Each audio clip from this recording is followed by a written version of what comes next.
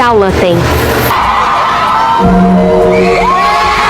Ó o turista aí, ó o turista. Professor, eu não posso fazer aula hoje porque eu não consigo jogar handball, eu quebrei minha perna. Mas handball você joga com a mão e não com a perna. Professor, eu não posso. Cala a boca, gente, pelo amor de Deus. O professor tá tentando explicar, vocês não estão vendo? Quer conversar, conversa no corredor. Cala a boca, moleque chato, eu, hein?